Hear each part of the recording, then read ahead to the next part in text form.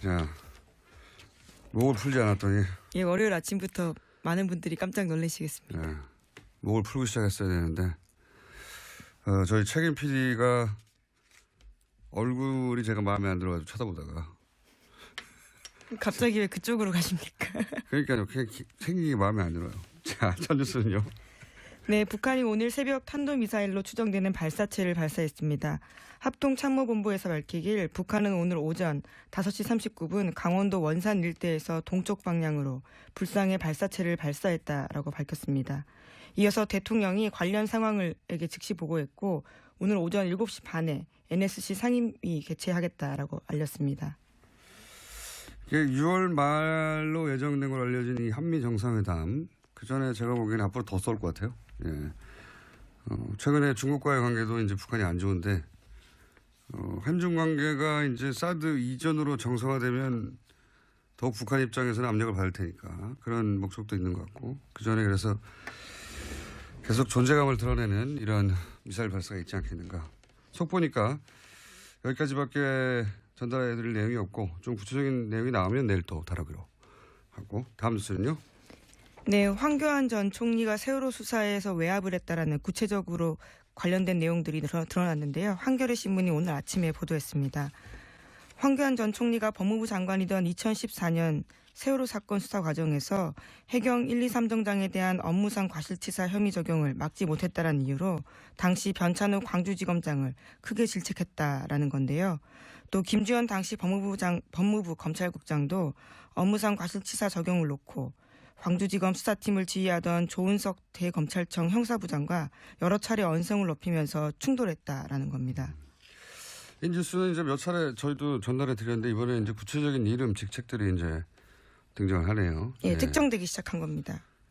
그 내용은 간단하거든요. 해경 1, 2, 3정, 그러니까 세월호 침몰 당시 가장 먼저 도착했던, 그런데 이제 탈출 방송을 했다고 처음엔 거짓말했다가 나중에 알고 보니 안 했던 그 해경 1, 2, 3정에 대해서 업무상 과실치사 혐의를 광주지검에서는 적용하려고 했는데, 근데 그걸 박근혜 정부에서는 막았다는 거죠. 네, 계속 윗선에서 방해했다라는 겁니다. 왜냐하면 이제 업무상 과실치사가 되면 정부 책임이 되니까, 당시 박근혜 정부는 이게 단순한 해상 교통사고다. 교통사고인데 무슨 정부 책임이 있느냐라고 프레임을 짰는데, 그게 아니라 해경이 업무상의 과실치사를 했다라고 하면 이제 정부 책임이 되기 시작하는 거죠. 이걸 네. 끝까지 막으려고 했고, 그 정황이 이제 구체적으로 누가 어떻게 방해했는지가 네. 이름까지 계속 나오는 겁니다. 나오기 시작한 거네요. 예.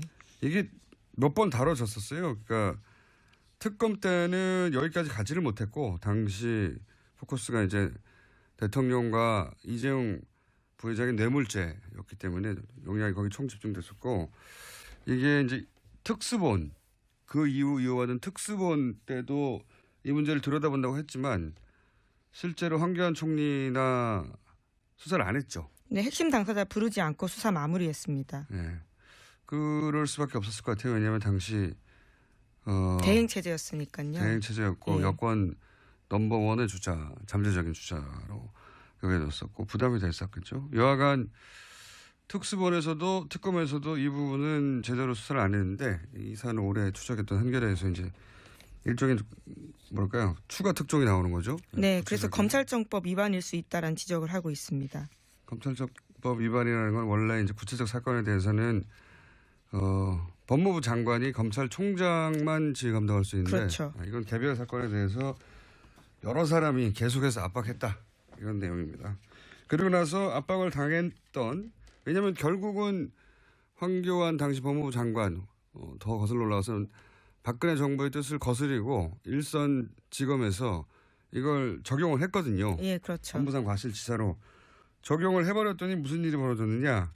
사람들이 좌천되지 않았나요? 네, 인사보복을 당했습니다. 인사보복 당했다는 이야기는 과거에도 전해드린 적이 있는데, 더 구체적으로 그 외의 사람들도 어떻게 됐는지가 이번 보도에 나와 있는데, 변찬우 광주지검장이 좌천됐다라는 이야기는 과거에도 전해드렸는데, 이분은 아예 검사 옷을 벗었죠. 예, 그렇습니다. 뿐만 아니라 당시 그 해에 옷을 벗었어요. 예. 그 다음 해입니다. 다음인가요? 예. 2015년에요. 잘못했군요, 제가. 그 다음입니다. 그리고요. 예, 뿐만 아니라 이두식 광주지검 차장도 서울고검으로 밀려났다가 검찰을 떠났다라고 하고요. 이분도 떠났고. 예. 조은석 형사부장도 결국은 좌천됐다라고 합니다. 그리고 뭐 전보됐다가 어디로 밀려났다 이런 얘기가 이제 떠돌기만 하다가 구체적 이름과 보직이 이제 나오기 시작한 이 사안은 다시 수사해야 되겠네요. 네. 알겠습니다. 다음 뉴스는요. 네, 박근혜 전 대통령이 탄핵안 가결로 직무정지된 상태에서도 청와대가 특수활동비를 올해에만 35억 원 썼다라는 보도가 나왔습니다. 계속 뉴스가 나오는데. 네. 그런데 예산을 관리하는 박근혜 정부의 총무비서관이 이 돈을 박 전 대통령이 쓴 게 아니다라고 밝혔는데요. 황교안 권한대행과 비서실장 이하 직원들이 썼다라는 겁니다. 그러자 총리실에서 반발했는데 황 대행이 쓴 일은 없다라고 주장하고 있습니다. 그러니까 수십억 원의 돈이 나갔는데 썼다는 사람은 없는 상황입니다. 그게 이제 또 다른 갈래의 뉴스는 뭐 청와대에 일하는 직원들에게 일종의 보너스 형식으로 덤으로 얹어줬다는 얘기도 나오고 있는데 무슨 생각이 드냐면 일단 총리실에 썼다 아니다 이런 뉴스가 있는 걸로 보아 특수활동비는 실제로 뭐 관련 서류를 제대로 다 남기질 않으니까요. 영수증 없이 쓸 수 있는 돈이죠. 네. 근데 이제 이 돈을 누가 썼다고 해야 할까? 그래야 탈이 안 날까? 그런 고심의 흔적이 있어요. 총리실에서 썼다라고 저쪽에서는 아니라고 하고 아니라고 하는 뉴스가 맞을 것 같아요. 왜냐하면 총리실에 있는 특수활동비를 쓰지 왜 청와대 걸 땡겨 쓰겠습니까? 예. 그러니까 이런 뉴스는 뭐랄까요? 누가 썼다고 하지? 이런 고심의 흔적이 보인다. 총무비서관은 이제 격리 역할을 하는 거거든요. 살림을 사는 거죠. 네, 자기가 직접 집행을 하는 건 아니에요. 그러니까 이걸 집행한 쪽은 누구냐? 제가 알기로는 이 돈은 민정이 장악한다고 저는 알고 있는데 다 쓴다는 게 아니라 그래서 민정 쪽에서 조사를 제대로 해야 되지 않을까. 그리고 이제 당시 분위기를 다시 되돌려 생각해 보면 현재 판결을 본인들이 이기고 대통령 복귀할 거라고 믿어 의심치 않았던 게 청와대 내부 분위기라고 뉴스가 많이 나왔잖아요. 저희도 그런 징후들을 얘기했었고. 그러면 그때로 돌아가서 그때 기준으로 가장 긴급한 게 뭐냐. 그때 기준으로 가장 긴급하고 중대한 거는 현재 판결을 이기기 위한 모든 활동이란 말이죠. 특수활동비가 예를 들어서 소위 태극기 집회나 가짜뉴스 이런 활동과 어차피 아무도 모르게 집행할 수 있는 자금인데 이런 활동과 관련된 곳에 단 한 푼도 쓰이지 않았을까? 어차피 이길 헌재 판결인데 당시 청와대 내부 분위기로는 그런 가능성을 배제할 수 있나? 예. 저는 개인적으로 그런 의구심이 드는데 과연 문재인 정부가 문서도 남지 않은 자금을 그런 조사를 지금 이 시점에 박하게 할 수 있을까? 뭐 그런 생각도 동시에 듭니다. 여간 찜찜한 뉴스로 남지 않겠는가? 네. 네, 하루 5천만 원씩 썼다는 뜻이거든요. 정말 많이 쓴 겁니다. 70일 동안 그렇죠. 35억이거든요. 하루도 안 빠지고 5천만 원. 예. 토요일 직원들 수당을 줬다고 하더라도 35억은 굉장히 많은 돈이어서요. 의문이 남는 건 사실입니다. 이렇게 해명될 일은 아닌 것 예. 같은데 과연 제대로 조사할 만한 자료가 있을까? 그리고 그 조사를 박하게 계속 할 수 있을까? 민정. 우병우 전 민정수석도 조사 대상이 될 수 있는 건데 이 사안 관련해서 할 수 있을지는 모르겠습니다. 다음 뉴스는요? 네, 박근혜 전 대통령 지난 25일에 2차 공판이 있었습니다. 거기서 박 전 대통령 쪽은 검찰이 법원에 제출한 수사 기록 대부분을 증거로 사용하는 데 반대한다라고 밝혔습니다. 참고인 조사받은 수백 명을 일일이 법정에 불러서 신문해달라는 요구를 해서 재판부에서 시간 낭비다라는 난색을 표하게 만들었습니다. 증인도 참고인도 이제 이게 계속 이런 뉴스가 나오는데 지연시키는 이유는 지난 시간에 유능한 변호인단의 변호를 받고 있는 삼성 이재용 회장 재판이 먼저 진행돼서 거기서 이재용 부회장이 무죄를 받거나 아니면 뭐 상당한 혐의를 벗거나 그렇게 자객식의 재판이 유리하게 작용될 때까지 시간을 끄는 거 아니냐 이런 생각을 제가 전해드렸는데 한 가지 더 생각해 보자면 예전에 탄핵 심판 때 생각해 보면 전략이 아주 극단적이었어요. 그렇잖아요. 되돌아보면 재판부의 반응 뭐 여론 따위 전혀 고려하지 않는 본인들의 목적에 딱 꽂혀서 나머지는 전혀 법정에서 이것이 도대체 어떻게 받아들여질 건지 이런 생각을 하지 않고 전략을 구사했단 말이죠. 그때 그 전략을 유영하 변호사가 주도한 게 아니냐. 그래서 헌재 판결이 불리하게 나는데 지대한 공헌을 한 거 아니냐 이런 얘기 했었는데 똑같은 사람이 여전히 계속해서 유일하게 만나고 있어요. 그래서 한번 생각해 봅시다. 만나면 뭐라고 할까? 만나면 그런 얘기 할 것 같아요. 가장 빨리 나가는 법을 찾자. 네. 그렇지 않겠습니까? 예. 예, 구속 만기가 6개월이라 뭐 이런 그렇죠. 의미인가요? 예. 네, 제가 보기에는 재판을 구속 만기까지 계속 지연시켜서 구속 만기 이후 풀려난 상태로 재판을 받자. 이런 전략이 아니겠는가. 예, 쉽지 않아 보입니다. 대통령 적용 혐의가 18가지거든요. 다르게 또 영장을 칠 수도 있을 거라고 봐서요. 이제 구속영장이 연장되는 거는 정치적으로 부담스러워서 안 할 거라고 생각하고 본인들 생각이 그렇게 할 수 있다는 거죠. 그 목표가 정해졌으니까 가능한 모든 수단을 동원해서 지연시키는 게 아닐까 또.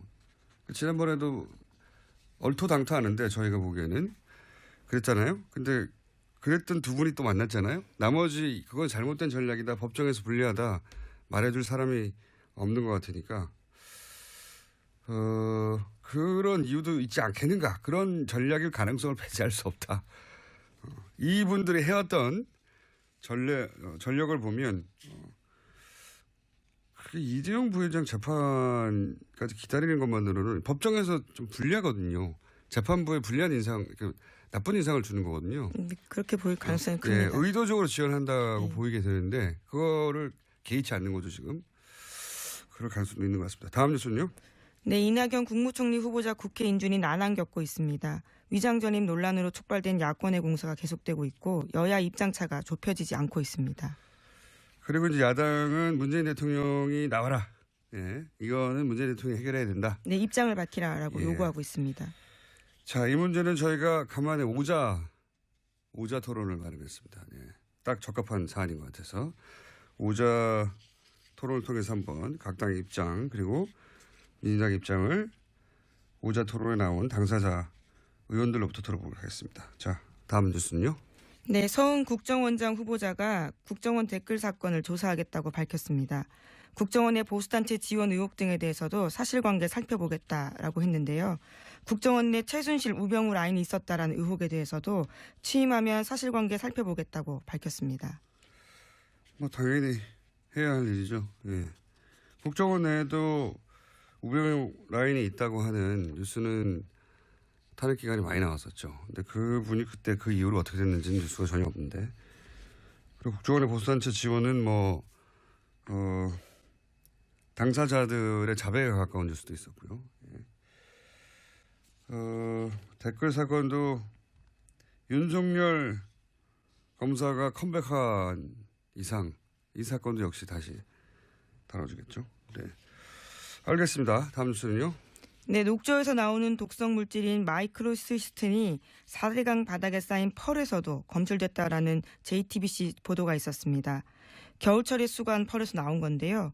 녹조가 심해지는 여름에는 수치가 더 높아질 것으로 보인다는 겁니다.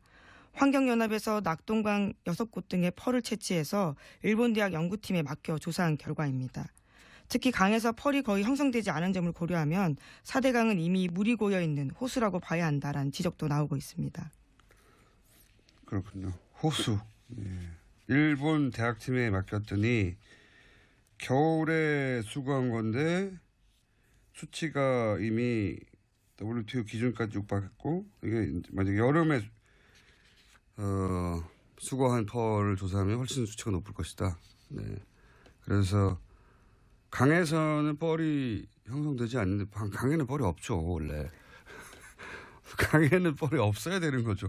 계속 흐르는 물인데 뻘이 형성되지 않아야 될 곳에 형성됐다는 점에서 보면 4대강은 호수라고 봐야 한다. 예, 일본 대학 연구팀의 결과입니다. 이 4대강은 근데 자연 환경을 훼손한 문제이기도 하지만 이게 단순히 이명박 대통령 혹은 청와대의 의지만으로 이루어질 수가 없어요. 업계에서도 학계에서도 정치권뿐만 아니라 그리고 공무원 사회에서도 여기 연루되어 있는 눈 감아 최소한 적극적으로 호응하지 않더라도 본인의 위치에서 눈 감아주거나 소극적으로 협조한 사람이 엄청나게 많기 때문에 저는 오래 걸릴 일이라고 봅니다. 이 진상을 밝히는 게 굉장히. 근데 이제 해야 하는 일이죠. 네, 환경단체에서도 4대강 임명사전 같은 거 만들어 놓은 게 있거든요. 거기 보면 말씀하신 인물들에 대해서 나온 것들이 있습니다. 근데 그건 이제 그 밖에서 바라봤을 때 책임 소재고 실제 이제 문재인 정부가 감사를 통해서 내부 감사를 통해서 밝혀질 일들은 그보다 더 클 수도 있고 또 밖에서 보기에는 이 사람이 책임자였는데 알고 봤더니 훨씬 더 중요한 인물이 있었을 네, 수도 그렇죠. 있고 그렇게 밝혀져 가겠죠. 근데 인물 중심으로 갈 수는 없지만 인물을 다 배제하고 갈 수도 없는 큰 사건이다. 예. 이렇게 큰 일이 어떻게 순조롭게 이루어졌는지 다음에 이런 일이 없기 위해서라도 그 결정 과정 전체를 다시 되짚어 봐야 되는 것 같습니다. 자, 다음 수는요. 하나 정도 더 할 수 있을 것 같은데. 네, 트럼프 대통령의 러시아 스캔들 파문이 맞사위이자 핵심 측근인 큐시너 백악관 선임 고문에게 옮겨붙고 있습니다. 탄핵론도 점점 확산되고 있습니다.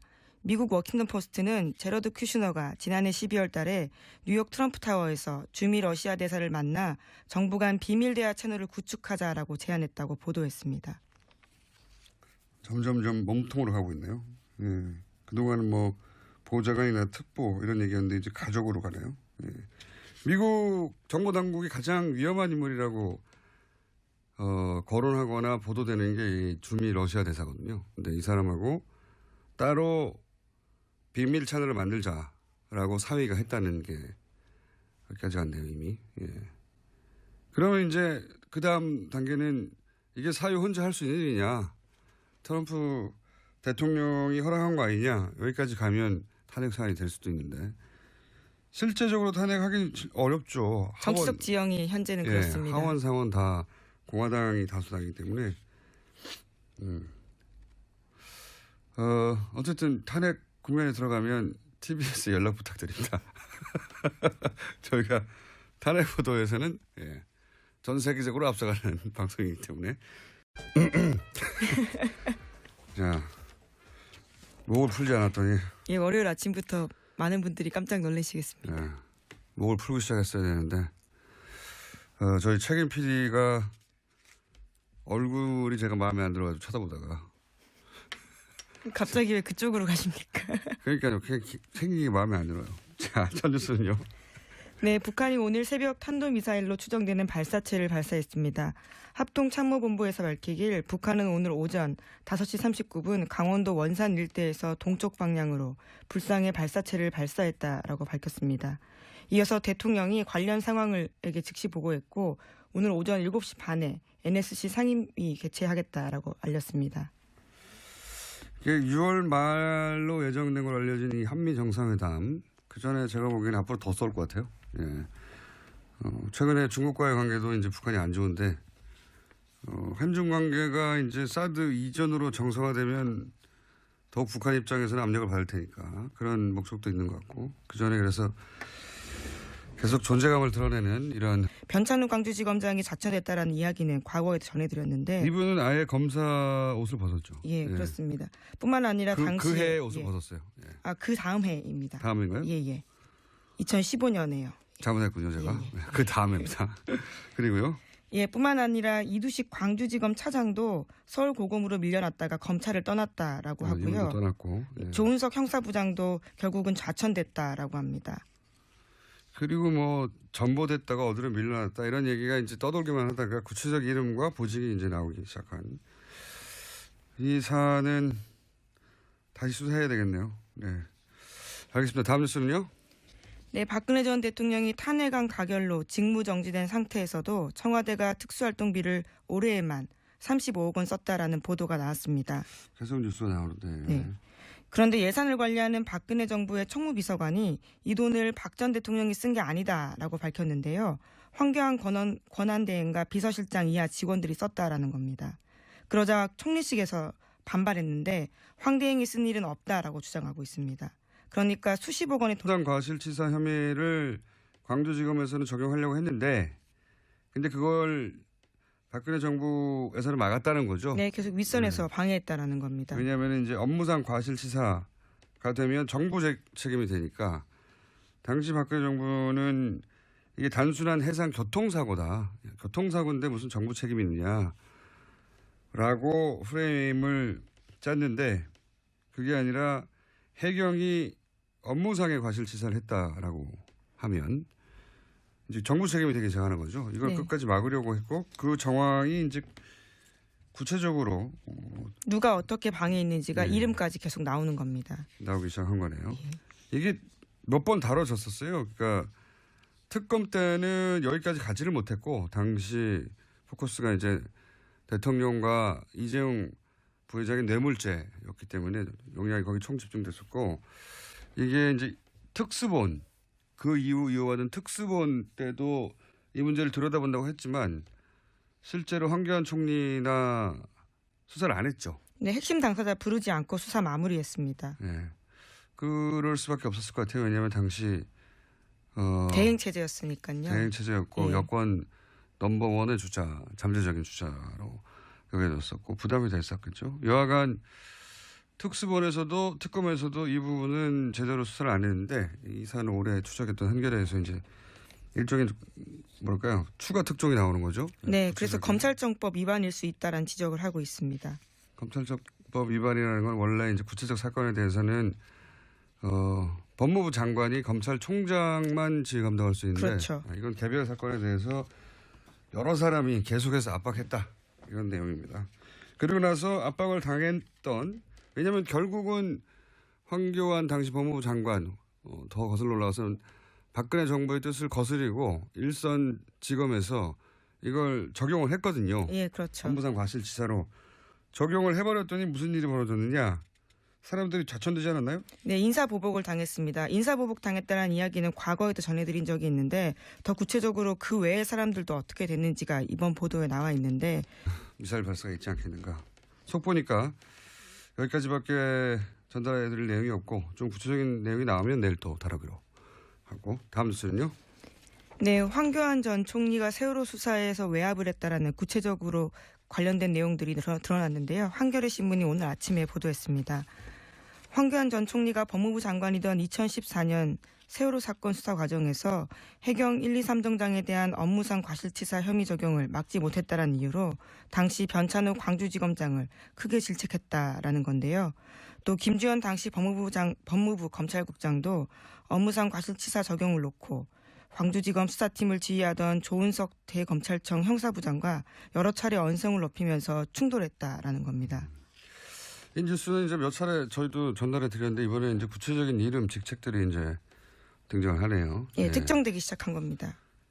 그 내용은 간단하거든요. 해경 1, 2, 3정 그러니까 세월호 침몰 당시 가장 먼저 도착했던 그런데 이제 탈출 방송을 했다고 처음엔 거짓말 했다가 나중에 알고 보니 안 했던 그 해경 1, 2, 3정에 대해서 업무